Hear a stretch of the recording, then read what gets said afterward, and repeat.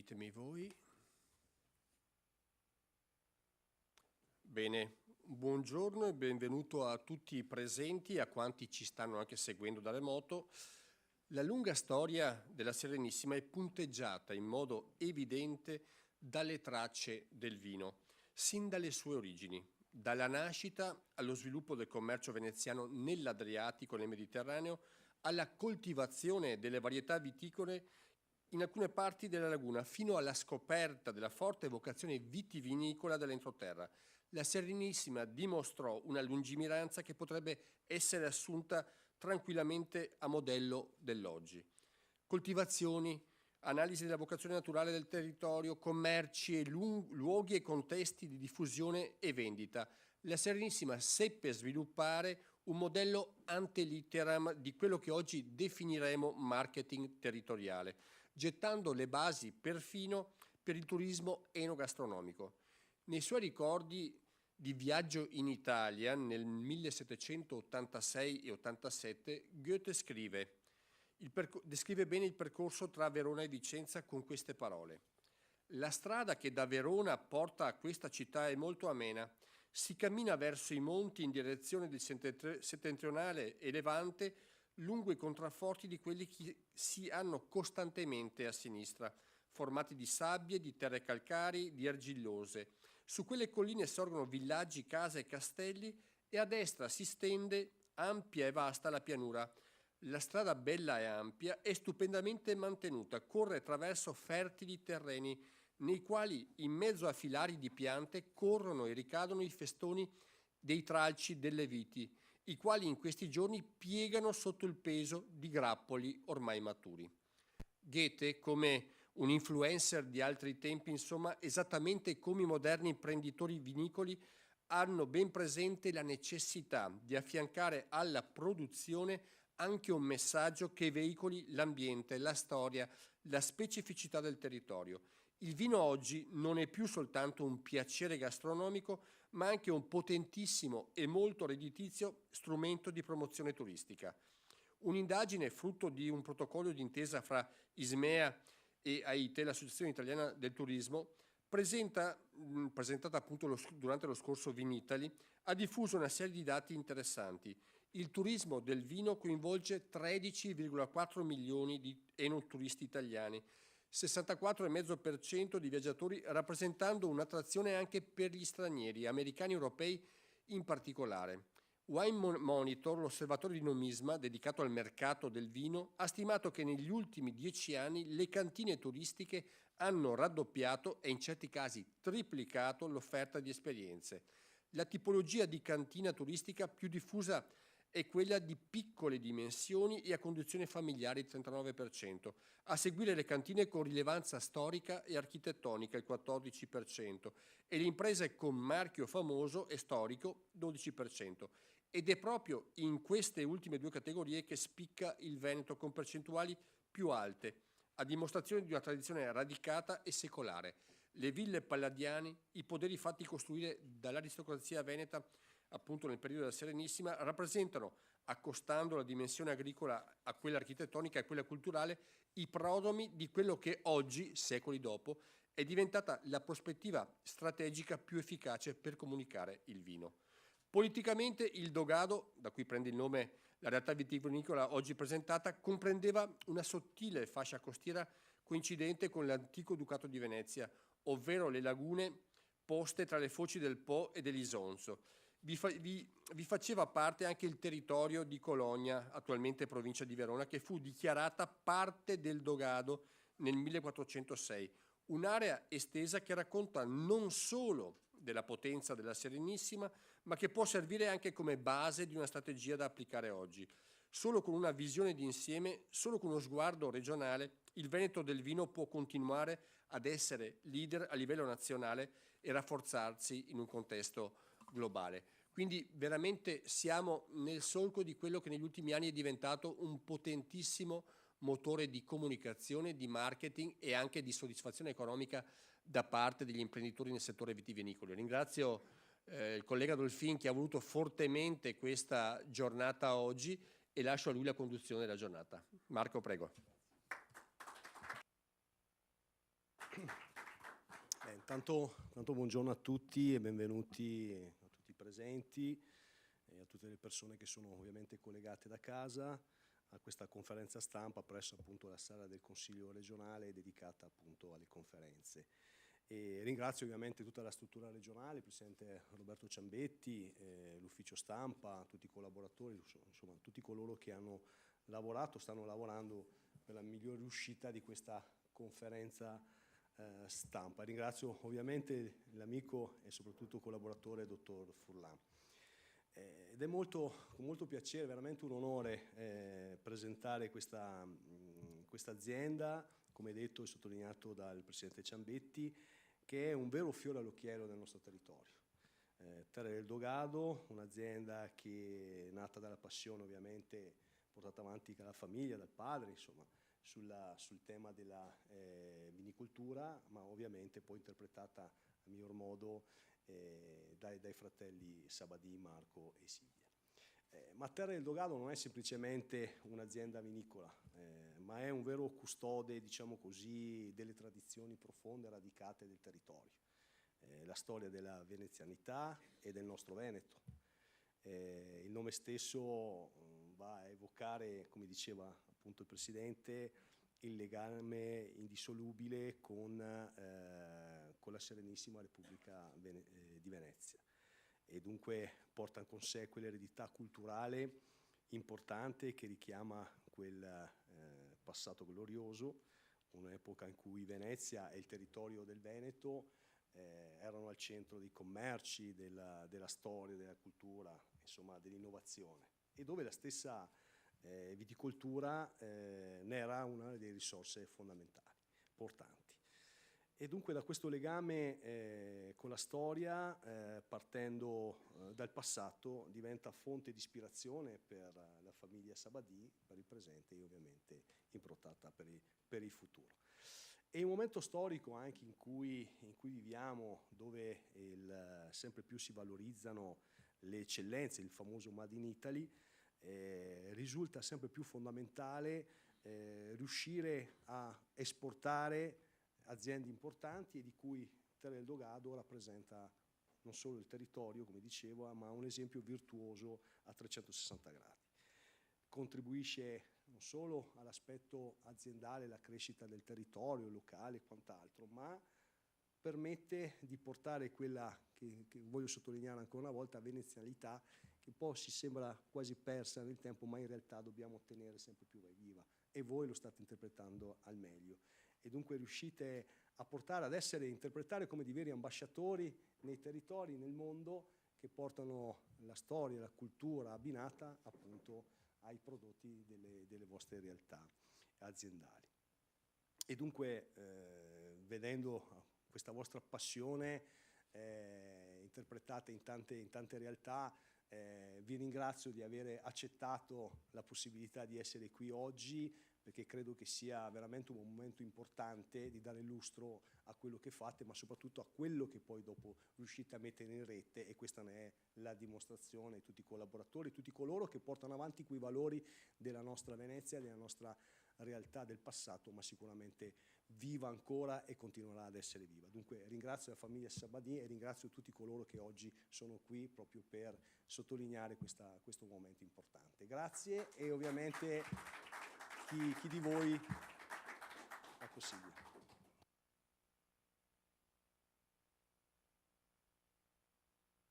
Eccoci qua, buongiorno a tutti. Intanto anch'io inizio con i ringraziamenti. Devo ringraziare tantissimo il Presidente Ciambetti, che ha ben esposto un po' la nostra realtà e le nostre intenzioni, e il consigliere Marco Dolfin. Grazie ancora. Io e Marco rappresentiamo appunto Terre del Dogado e siamo una realtà giovane in sostanza. Veniamo da una famiglia di agricoltori e viticoltori che ci hanno insegnato quello che è la passione per la viticoltura, e grazie ai loro insegnamenti abbiamo portato avanti anche il sentimento che abbiamo per la nostra terra, il nostro territorio veneto, e quindi anche Venezia, soprattutto Venezia. Ci siamo così ispirati appunto alla venezianità, ispirandoci a un nome che è appunto Terre del Dogado, e dietro questo nome c'è un perché. Sì, perché Terre del Dogado? Perché Terre del Dogado è sinonimo di Terre dei Dogi, quei territori cioè governati dalla Repubblica Serenissima dal 697 al 1797. E come appunto anticipato il presidente Ciambetti, questi territori comprendevano la parte dell'antico Dogado che parte dalle foci dell'Isonzo e arriva fino alle foci del Po, ma comprendeva anche la regione Veneto e le terre limitrofe a nord e a oriente fino alla Lombardia, ma si espandeva anche in occidente, scusate, ad occidente fino alla Lombardia, ma si espandeva anche ad oriente lungo la costa dell'Istria e della Dalmazia. E come ci siamo identificati nelle terre del Dogado? Come ci siamo immaginati? Diciamo che la visione che abbiamo avuto, l'immagine che abbiamo avuto è stata quella di uno sguardo che partiva da Venezia verso l'entroterra, verso queste terre del Dogado. Immagine che è abbastanza ben rappresentata anche dal nostro marchio, vedete siamo in piazza San Marco, c'è rappresentato il Todaro sulla sinistra e il leone di San Marco sulla destra e fanno da ingresso verso queste terre del Dogado, nel quale noi ci immaginiamo di portare le persone a scoprire questi territori dai quali nascono i nostri vini, vini che hanno come obiettivo certamente quello di deliziare il palato anche dei più esigenti, però vogliono raggiungere questo obiettivo semplicemente cercando di riportare alla luce il periodo glorioso della Serenissima, periodo che, è bene ricordare, durato ben più di 1000 anni, 1100 anni per la precisione, ed è stato governato da 120 dogi, dal 697 al 12 maggio 1797, data nella quale purtroppo è stata dichiarata la fine della Repubblica da parte del 120esimo ed ultimo doge Ludovico Manin, a seguito dell'invasione di Napoleone Bonaparte. E pertanto noi cosa abbiamo fatto? Noi come Terre del Dogado abbiamo dedicato a Venezia il nostro prosecco 121esimo dose. E perché il 121esimo dose? Perché abbiamo scelto questo nome un po' evocativo? Perché abbiamo incaricato simbolicamente della carica di 121esimo dose il nostro prosecco? Perché il 121esimo dose è l'archetipo di un doge immaginario come simbolo di forza, di rinascita, di capacità di rialzarsi e di andare avanti di questa unica e meravigliosa città. Grazie. Bene. Infatti, come diceva Marco, appunto, noi abbiamo dato il nome 121esimo dose, che lo dice anche la parola stessa. Dose è una lingua veneziana, un dialetto importantissimo per tutti noi e appunto rappresenta la rinascita. Per approfondire l'argomento che però collega il prosecco, il vino, alla storia e alla rinascita, chiamo ad intervenire il dottor Fabio Busetto, laureato in Scienze e Cultura della Gastronomia e della Ristorazione. Prego Fabio. Grazie. Dove devo mettere? Vai, prego. Stai vicino a me? Sto vicino a te. Per forza. Ma Festeggiamo voi, non potete stare lontano. va bene. Allora, io sarò brevissimo. Può essere anche prolisso, non c'è problema. No, perché è giusto l'intervento di tutti. Allora, io quando ho conosciuto tua sorella per prima, dopo oggi ho conosciuto te, vedo tantissima passione e questa passione è legata alla nostra tradizione come veneti. Che cosa abbiamo in più rispetto e ci ha portato a essere campioni del mondo nel Prosecco quest'anno, che abbiamo sorclassato i francesi? È questo spirito di identità. E questo spirito di identità nasce, come dicevi tu, dai primi secoli di questa città, che vedeva Oriente, prendeva del vino anche d'Oriente, perché ci sono i vini di Cipro, e però questa energia e questa capacità di prendere il meglio e trasformarlo nel meglio, come fate voi, ce l'abbiamo da secoli. Quindi il Prosecco è un filo rosso che unisce la vostra tradizione rispetto alla tradizione secolare del vino a Venezia.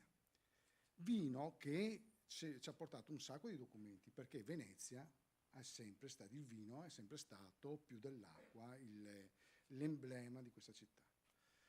E volevo essere rapidissimo per non dare numeri e date importanti, ma i primi segnali dei documenti del Prosecco ce li abbiamo nel 1500 e nel 700 abbiamo dei documenti che incominciano a quantificare e dare lustro al glera.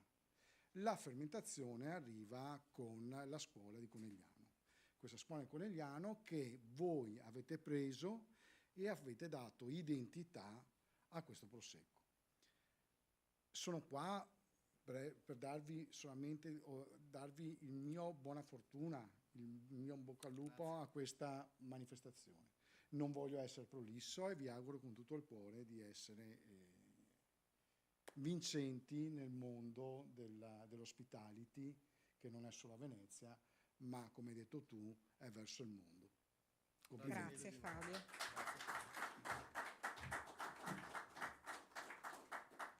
Grazie Fabio, infatti noi cerchiamo sempre nei nostri viaggi in Italia ed oltre di raccontare appunto quello che è il nostro vino attraverso la storia di Venezia. Riportiamo anche appunto, come dicevamo prima, la dialettica, una lingua fortemente sentita veneziana, e per approfondire questo argomento chiederei l'intervento di Antonio Vaianella. Prego Antonio. Antonio Vaianella, che è presidente dell'Associazione Storica Culturale Iugio. Allora, buongiorno a tutti. Sarò breve, ma spero di essere esaustivo. Io sono stato coinvolto da Silvia e da Marco in questo progetto che ha una valenza soprattutto culturale importante, perché si parla di valori che non sono andati perduti, sono valori antichi e che continuano ancora.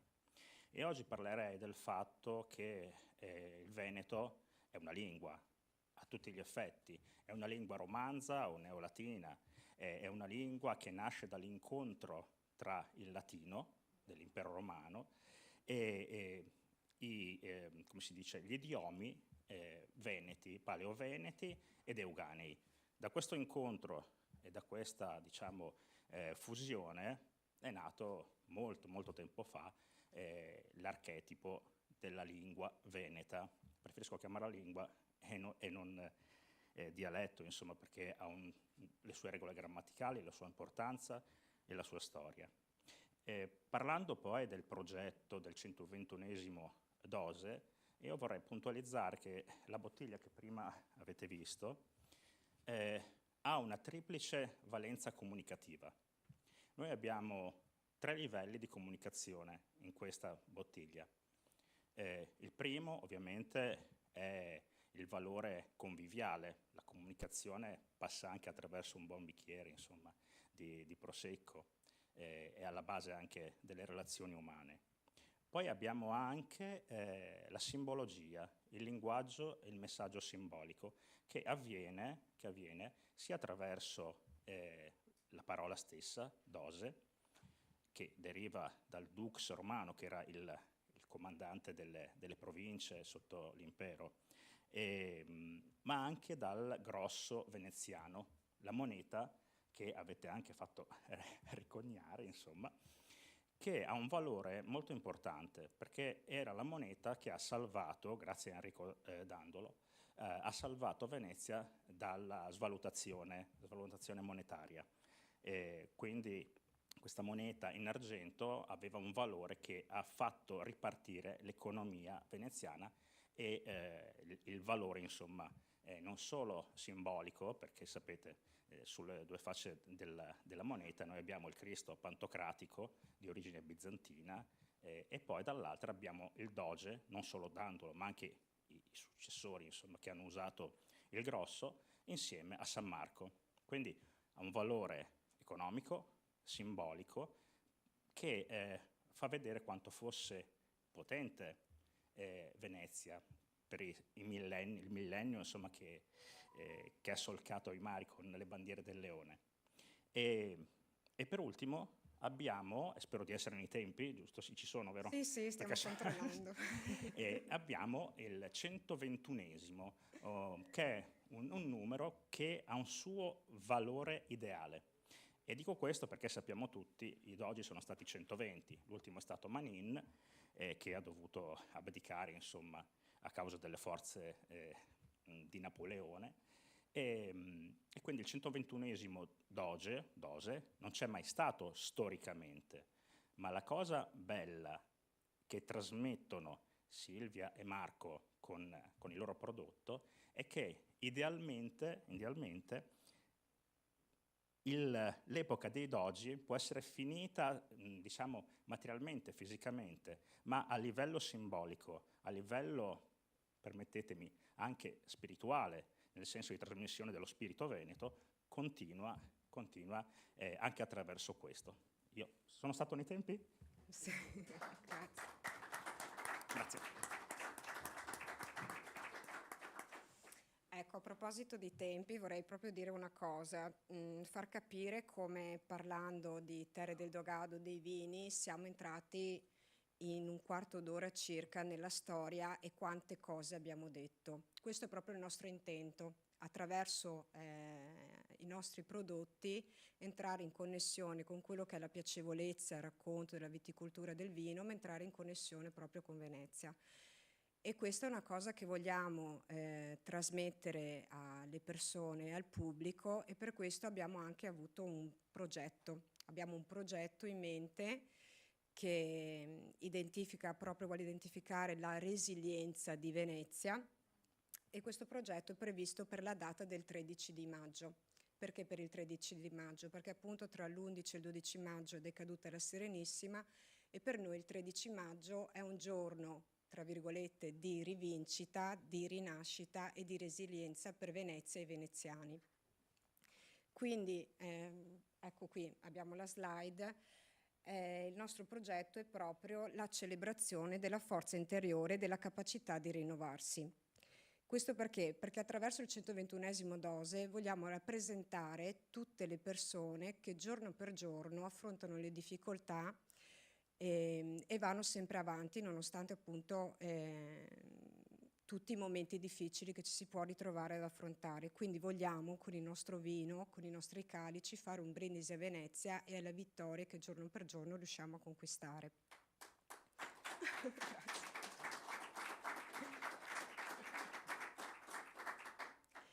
A dimostrazione di questo ci siamo anche interfacciati con artisti veneziani, scultori, artigiani veneziani che appunto in merito al loro lavoro, alla loro passione, giorno per giorno appunto si ritrovano in questa situazione. Abbiamo con noi oggi appunto delle persone che hanno appoggiato questo progetto della simbolica celebrazione del 121esimo dose e che con la loro artigianalità hanno contribuito alla realizzazione di questo progetto. Quindi io chiamerei di intervenire uno scultore veneziano appunto che ha portato la sua arte oltre anche l'Italia, per ultimo recentemente, vero Giorgio, a New York, ha riprodotto il campanile di San Marco ed è riuscito a portarlo a New York. Prego Giorgio, ti lascio la parola, Giorgio Bortoli.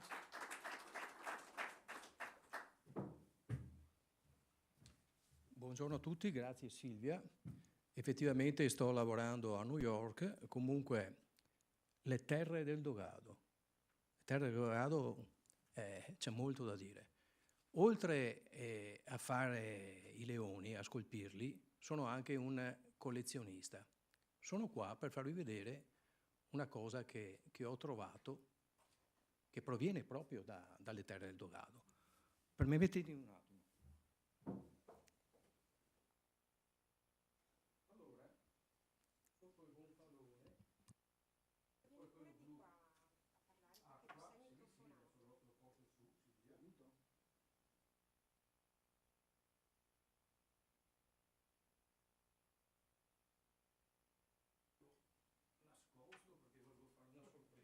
Ecco, Giorgio Bortoli non era sparito, ma era andato a recuperare. Questo ha una storia da raccontare ed è inerente alle terre del Dogado. E quindi questo è una fortunata, come dire, l'ho trovato quest'estate a Trieste, dove fanno dei bellissimi mercatini, che ve li consiglio, e lì si trova di tutto. Si trova di tutto perché arriva tanto materiale, tante cose, dai paesi dell'est, ovviamente, essendo città di frontiera. Quando io cercando così, in questo mercatino, cose così, ho visto questo leone, meraviglioso, perché questo è la chimera, è il leone storico, il leone che sovrasta la colonna in Bacino San Marco, e questo è fatto benissimo, oltre che pesante, in bronzo. Anche perché ha un'età non indifferente. È una vecchia fattura, perché io, insomma, ne bazzico di fonderia, e questa vecchia targhetta quasi così cancellata, si legge Dalmazia, proviene dalla Dalmazia, probabilmente chi lo sa che giro ha fatto, Lesina 1943, dove io ho fatto una ricerca storica. Voi sapete cosa è successo nel 1943? C'era in corso la guerra, e lì c'era Tito. Tito è uno dei maggiori distruttori del nostro simbolo, delle terre del Dogado, della Serenissima. Li distruggeva, li faceva anche tutti i leoni Moeca che si trovano tutti scalpellati. E questo probabilmente, questo leone qua che ho acquistato, proviene dalla Dalmazia, le terre del Dogado. E quindi è una bella storia. Sì. E lì Dalmazia, Istria, terre dove vini fantastici, le abbiamo, ahimè, perse, e adesso tra pochi giorni si ricorda il triste evento del giorno del ricordo, che purtroppo sapete benissimo cosa è successo, no? Con le foibe, queste cose qua. E quindi questo leone proviene dalle terre del Dogado. Ne vado fiero, questo adesso lo tengo nella mia collezione, e c'è da raccontare questa storia, ecco, di questo. Ringrazio E noi ti ringraziamo. Silvia, perché veramente quello che fate è molto interessante e importante. Da parte mia sono a disposizione come umile scalpellino. E noi ne siamo immerse felici. le mani nella materia, e quindi questo. Grazie e complimenti. Grazie Giorgio. Allora, altra persona, artista, artigiano, che sarà partecipe per questo evento, ripeto, che sarà in data 13 maggio, qui a Venezia, chiamo Stefano Dalla Valentina, maestro vetraio della Fornace Murano di Dalla Valentina, che ha creato per noi il cappello del Doge, o meglio, del 121esimo Doge, altrettanto firmato, vero Stefano? Sì, buongiorno, spero che si veda. Ringrazio comunque Marco e Silvia per avermi coinvolto in questo progetto e affiancare Terre del Dogado, appunto, in questa commemorazione, e avere l'onere e l'onore di realizzare questo cappello del Doge, che è una scultura soffiata. Ho creato un tessuto di filigrana nera e bianca con questo damasco che simboleggia un po' l'unità di queste canne, ma anche l'unità della famiglia, della loro e della mia, che anch'io cerco di portare avanti la tradizione di mio padre. Anch'io ho una sorella, quindi siamo molto legati da cose comuni, e intervenendo anche con delle decorazioni in cristallo e foglia d'oro, che hanno quel paglierino che comunque ha il 121esimo È di una preziosità Doge. unica. Concludo, perché voglio essere rapido, senza spiegarvi oltre, perché stiamo qua una settimana con questo oggetto. A me ha fatto molto piacere questa cosa qua, perché i dogi avevano a cuore i maestri vetrai, a loro modo, perché se scampavamo via ne tagliavamo, giustamente, ma i dogi erano lungimiranti, perché volevano preservare l'arte di Murano, i maestri muranesi che restassero a Murano. Quindi lo spostare le fornaci in isola era un po' una scusa quella degli incendi, era proprio perché non voleva che i maestri ciappassero le cuppe e andassero via. Comunque abbiamo capito il dialetto, eh? Quindi ringrazio ancora per l'opportunità, perché mi sembra di essere tornato indietro appunto ai tempi della Serenissima.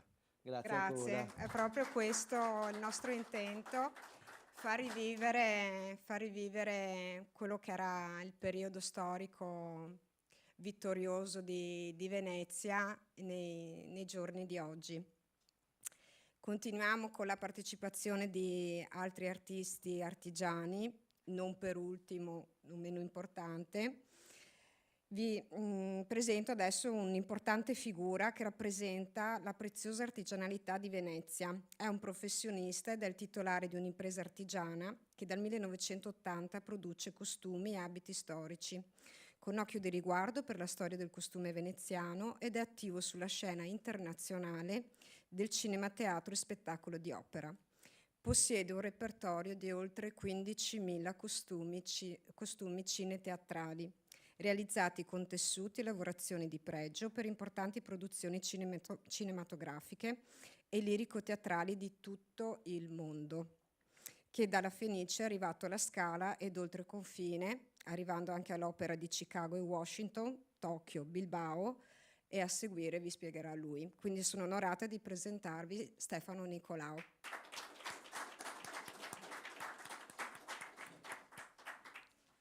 che vi svelerà lui cosa ha prodotto per la celebrazione del 120esimo. Intanto veramente un saluto a tutti e un grazie di cuore a Silvia e suo fratello di questo invito e di questa partecipazione che devo dire mi ha onorato, ma mi ha reso felice, perché ancora una volta posso partecipare a una tradizione che è quella del lavoro a Venezia, di essere presenti in una città così delicata e difficile, e che chiaramente con il mio lavoro mi rendo ben conto di quanto sia importante continuare a rimanere aggrappati a questa realtà.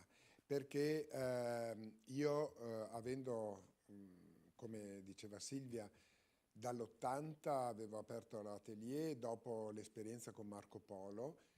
Io ho curato appunto la parte di passaggio dalla Persia alla Cina con Enrico Sabatini nel Tibet, sulla catena himalayana, e lì con gli artigiani che ho raccolto e visto insieme abbiamo realizzato questa parte appunto dello sceneggiato che ha visto il passaggio di Marco e della famiglia Polo verso la Cina. La cosa incredibile è proprio questa possibilità poi che lo stesso Enrico Sabatini, costumista dello sceneggiato, mi ha detto: non venire con me in Cina, non continuare lo sceneggiato, ma apri questa tua attività a Venezia, che c'è bisogno, perché hai le possibilità con la tua esperienza di continuare a diventare e a essere quello che sei, cioè un veneziano.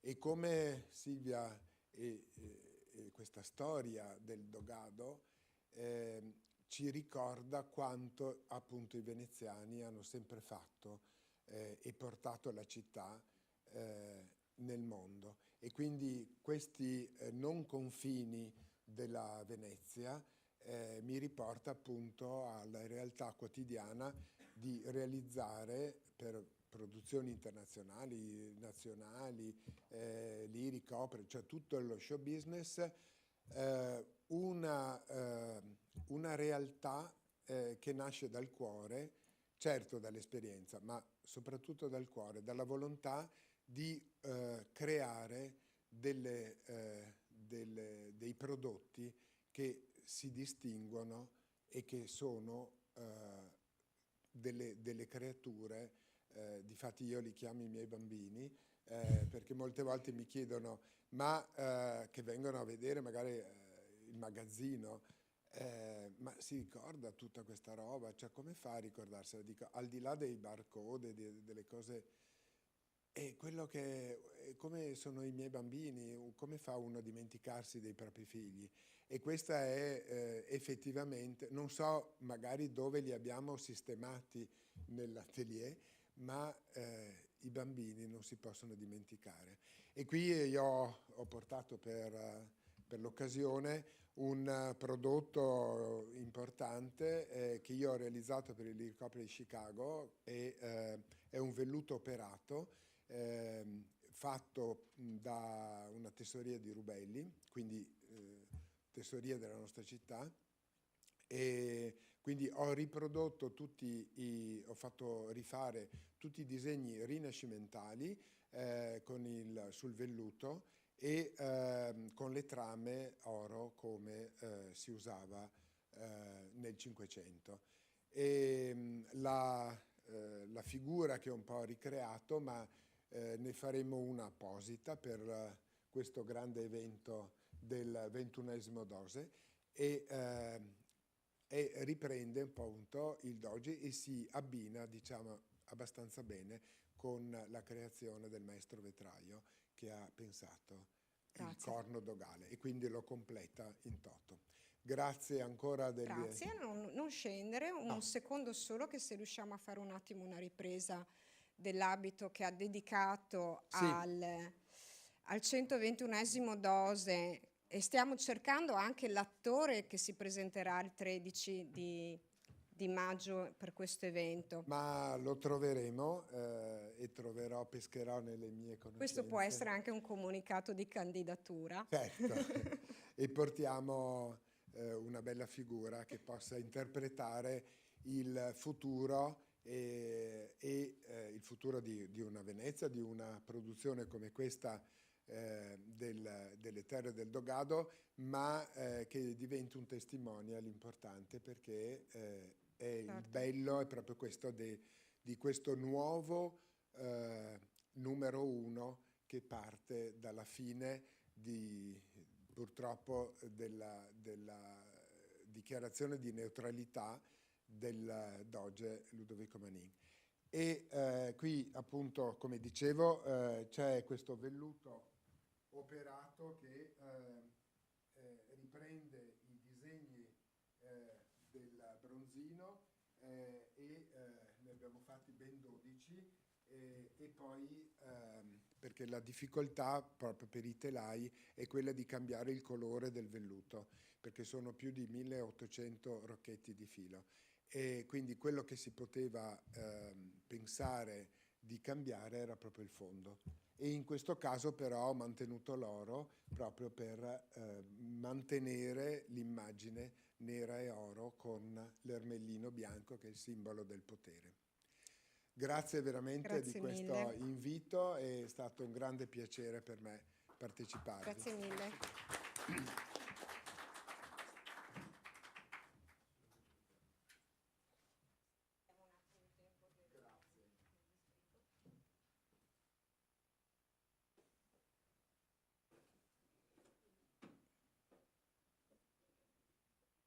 Eccoci, ci siamo.